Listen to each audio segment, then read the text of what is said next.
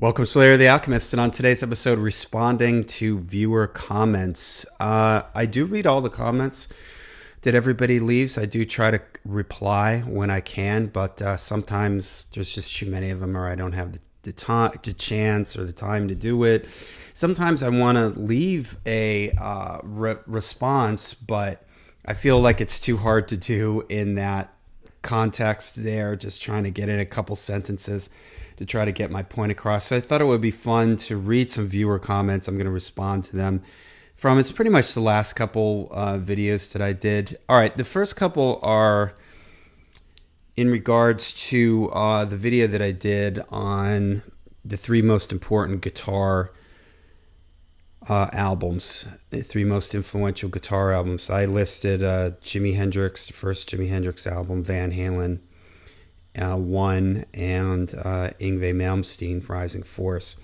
So Starman 2112 of Kings wrote, Jimmy and Eddie for sure, but because Yngwie was in the same realm as Eddie, wouldn't you think Hammett or even Mustaine? Because without their contributions, there wouldn't be the thrash bands and other extreme metal bands that came after. That's a good point, although I was pretty much strictly thinking more guitar, people who changed the way people played guitar. And I do see your point there. I would honestly say that James Hetfield is more influential than Kirk Hammett. I don't really think that when Kirk Hammett came out, it changed the way people played guitars. Now, these bands did. If you want to talk about bands that changed the way people played guitar, and that might be a good topic for a future video, I would agree. I would say that definitely Metallica, with the thrash metal and everything, they changed the way people played guitar. But I just don't think that, just when you're just talking about the guitar players, I don't think they had the same impact that Yngwie, Hendrix, or Eddie did. Okay, Hans Wiggergangs 6636. Sorry if I'm saying that wrong. Eddie and Yngwie, okay. For me, Jimmy has not made it. Although I recognize his influence, but nowadays he sounds slow and boring. Blues rip off with some nice tricks. I think the myth is bigger than Hendrix. Instead of Hendrix, Brian May or Blackmore or Schenker. Well, I think I can understand where you're coming from with Jimi Hendrix, because if you're kind of listening to him with where guitar playing is at today, I can understand somebody thinking that he sounds kind of boring and everything, but you have to put it in the context of 1968, 1969. No one sounded like Jimmy. No one was doing what Jimmy was doing. He completely changed the way people played guitar. I mean, before that, it was really Eric Clapton was the guitar god. And Jimmy just came and blew the doors off of that and did things with the guitar that people didn't think was possible. And when it comes to stuff like this, it's kind of like watching an athlete and saying this guy was the greatest athlete of his time. It's some football player from the 40s or something like that. And you look at him and you think this guy would get destroyed in a modern game. Maybe think of any sport. You could apply this to any sport.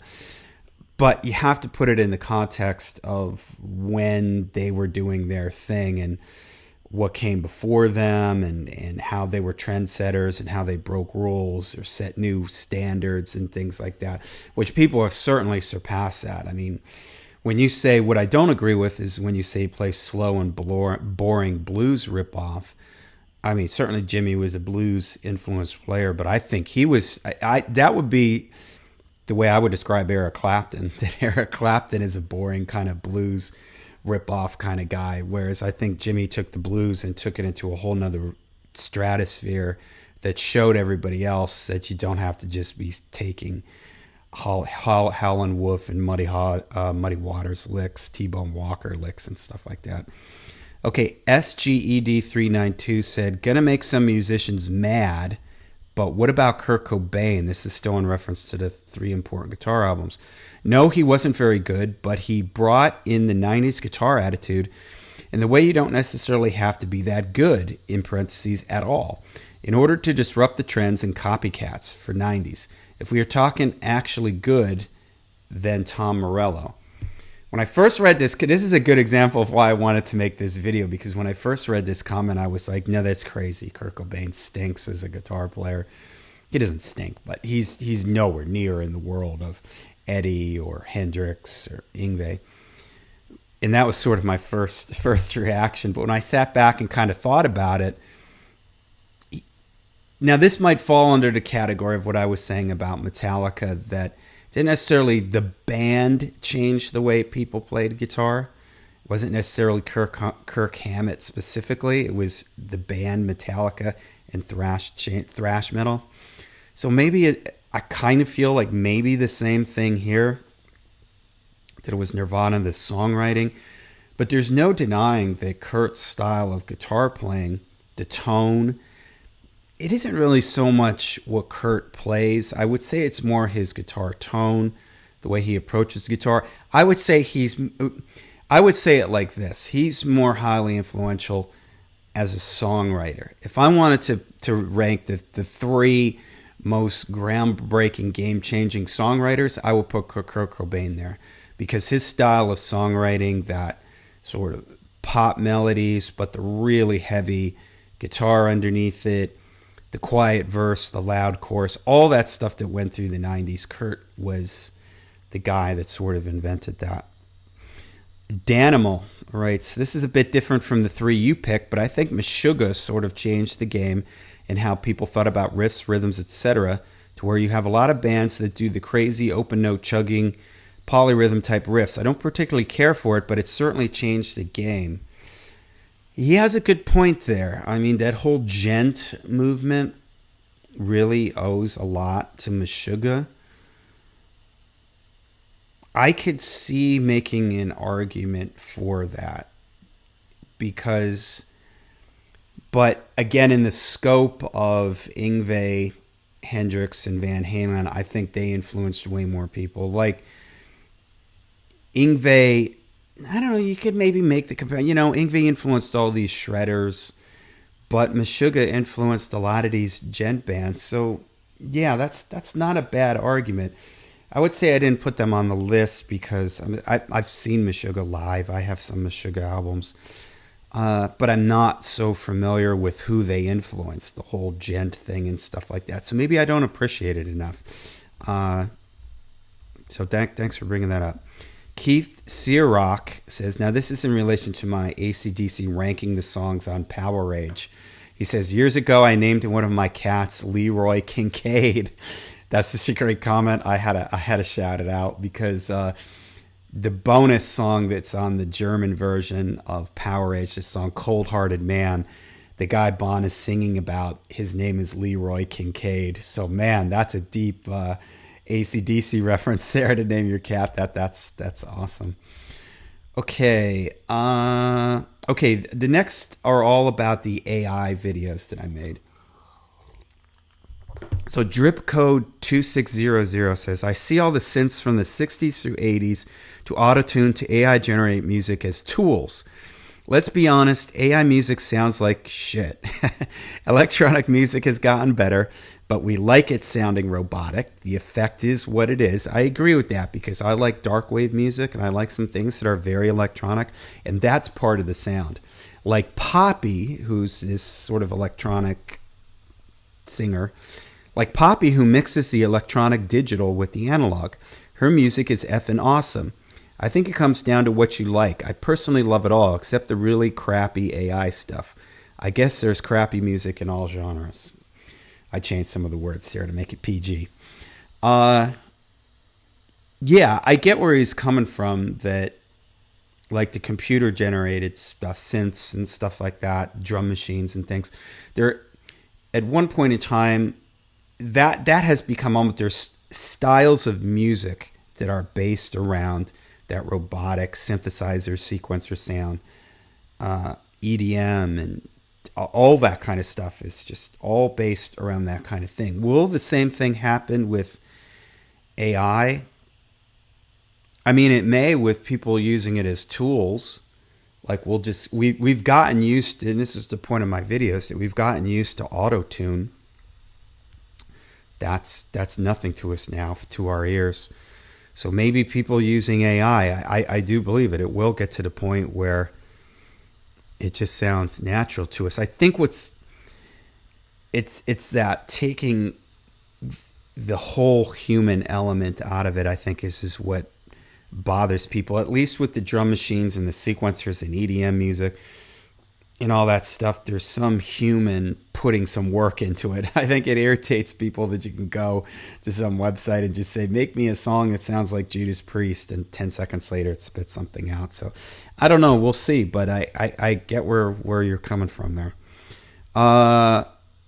Gabor Bada 8588. While we tend to describe machine-made things as sanitized, non-human, lacking the nuanced imperfections, the quote character, at the same time there must be something within us that constantly strives for the ideal, the perfect. Otherwise we wouldn't want to hit it every way possible, be it natural practice or available tools.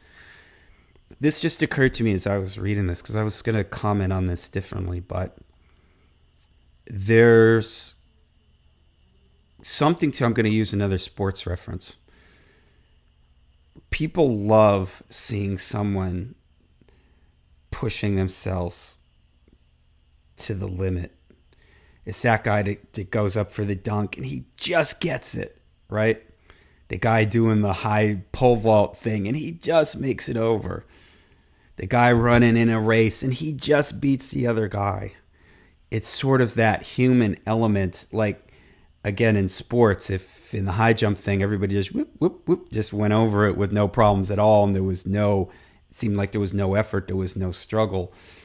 I don't know if people would like it. So I think people make this argument about Jimmy Page and his guitar playing, because people say Jimmy Page's soloing is very sloppy, which it is in all honesty.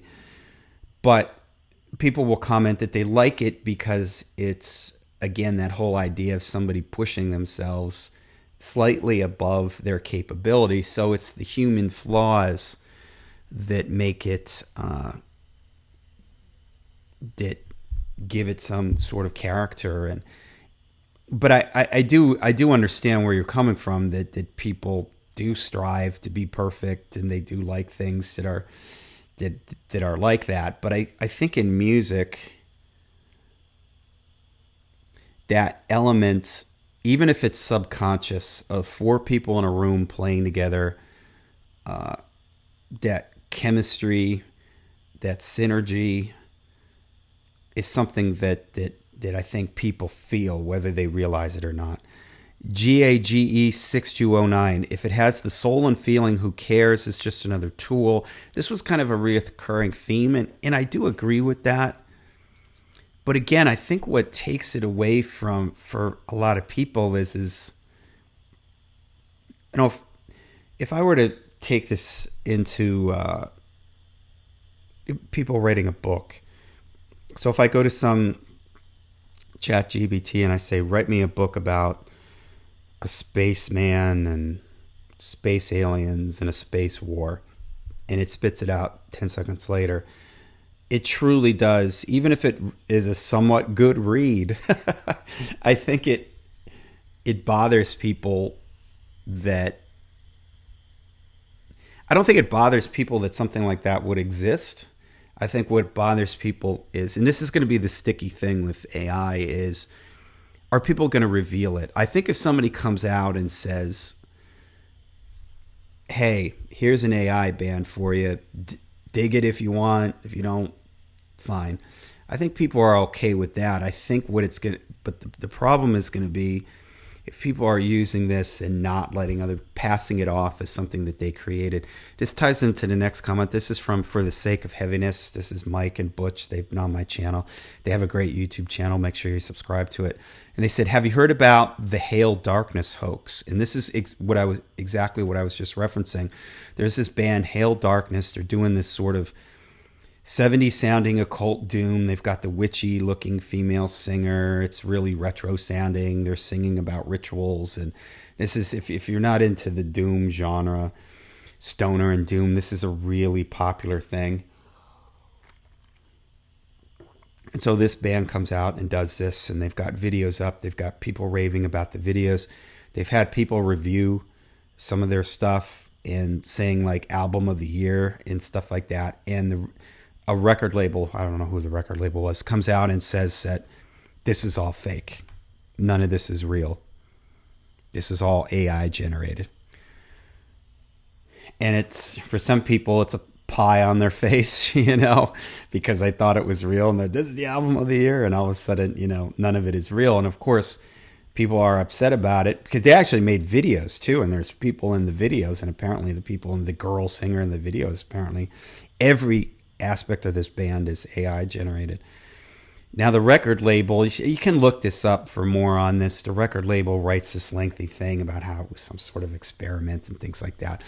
But this is, other people have made this point. If it's a good song, it's a good song. Who cares? But then there's just that nagging thing, like,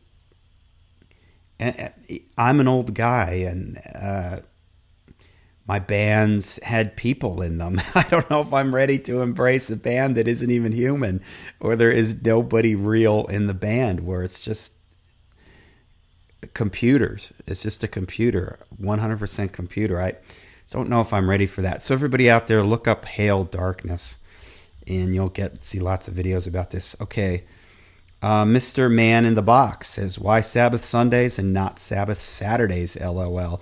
I always thought Sabbath Sunday flows a little better. And, on Sunday, you go to church to worship and all that stuff. So we go to church on Sundays to worship the Black Sabbath.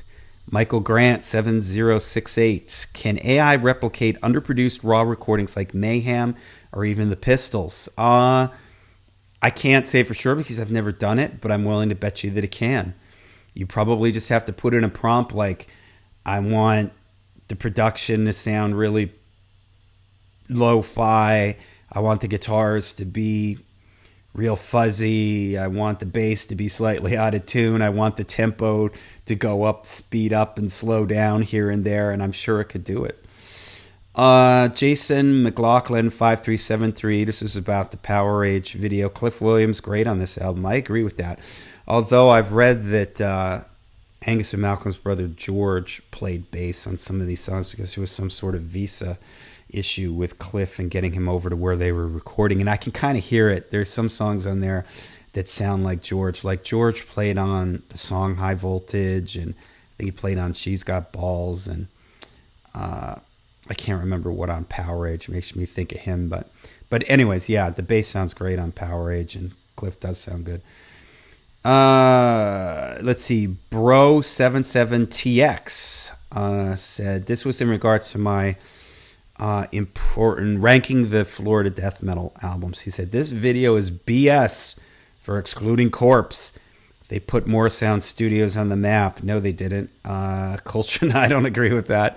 Obituary, Deicide, Morbid Angel, Death, they put it on the map. I mean, so did Cannibal Corpse, but culturally speaking, yes, Death are the godfathers of death metal, but the genre owes its existence and gratitude on a large platform to Corpse. I mean, they are the most popular death metal band from that scene. I'm not a super deep death metal fan, so I don't know,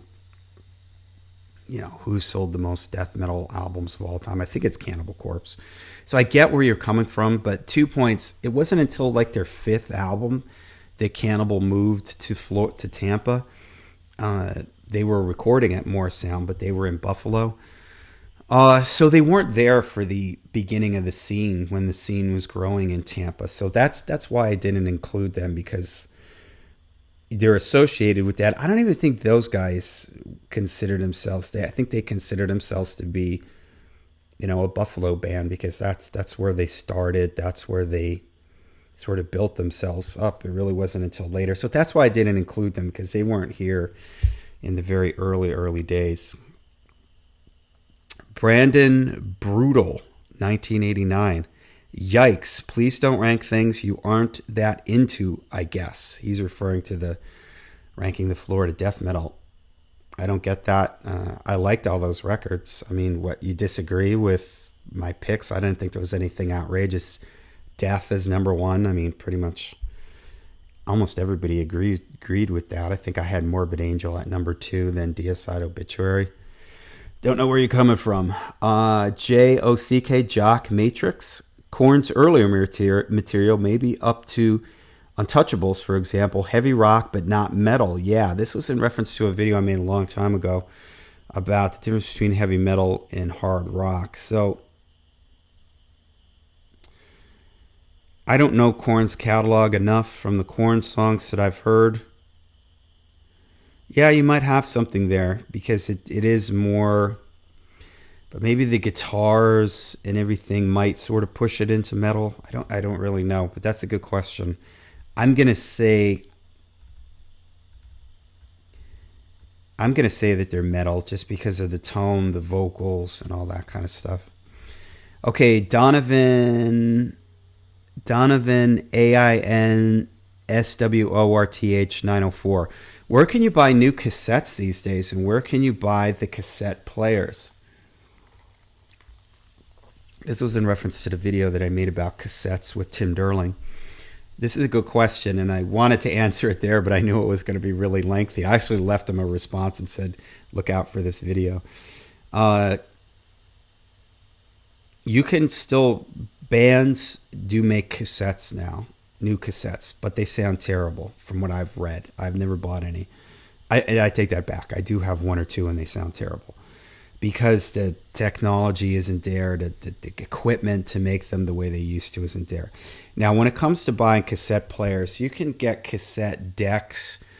Like if you go to your local record store, they might have, or if they sell in any audio hi-fi used type of store, they might have cassette decks there. I found mine at a Goodwill.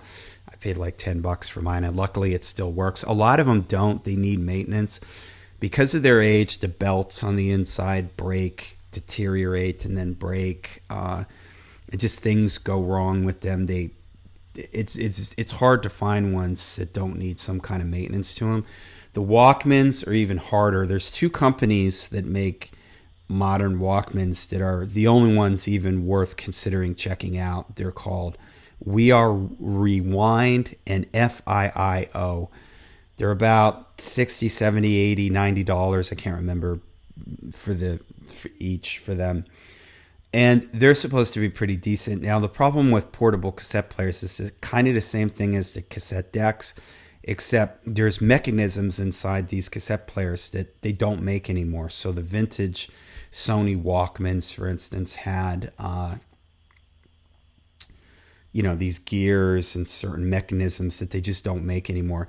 So a lot of these modern cassette players are noisy, and there's ones that you see at stores a lot. It's, I think, Jensen. It's like a $20 portable cassette thing. I bought that a while ago. It was horrible. It was so noisy, like even just with the headphones on, you could hear the machine running. It was like static and high frequency like noises. I don't think it was putting out pure stereo. It was a mess. So unfortunately, I'd say keep your eyes out at your like thrift stores and things like that. You might find something there. If you've got a store near you that does audio, used audio. Otherwise, there's people that refurbish cassettes, Walkman cassettes, Sony Walkmans and other portable Walkman type players that'll refurbish them and tune them up, put new belts on them and stuff like that. But that's hit or miss too. I actually bought one of those too, and it came and it just sounded horrible. So I just sent it back to the guy, even though he said he had totally gone over it. It wasn't right. Okay, a couple more here. Let's see here. Ruthless Metal YT says great music has flaws. Yeah, I agree with that. This goes back to what we were saying. Like, I think this was in comment to the AI stuff that if you take out that human element, if it's too squeaky clean, it'll just, it won't sound right. At least not with metal. I mean, again, there may be a whole new genre of music that we haven't even heard about yet, all based around AI music. Let's see here. The Dark Wizard Droom. Hey, John, being a lot, one can engage along to music computers have made so many folks kind of jumpy, and one has to have a mindset and time to watch as much as we do. I always enjoy watching and listening to the perspectives you give. Thanks. Okay, thank you for that. I agree with you that it has sort of made us it has affected our attention span. And I try to do this myself. I encourage people to do this, to try to put down your electronic distractions and just listen to music. It's good to sort of ground yourself and refocus yourself. SGED392 said, I do miss physical media and this search and wait for music as opposed to the access to anything and everything now. But I have said this before, ever since I became a parent, the iPod, now iPhone, is so convenient. I can't imagine the multitasking of my busy life and having to decide CD or CDs I'm going to grab on the go nowadays. I totally agree with that. I mean, I say this all the time. I have Apple Music. I mean, obviously I'm a person that likes physical media, but I love the convenience of Apple Music. My car doesn't have a CD player in it, so I have no choice.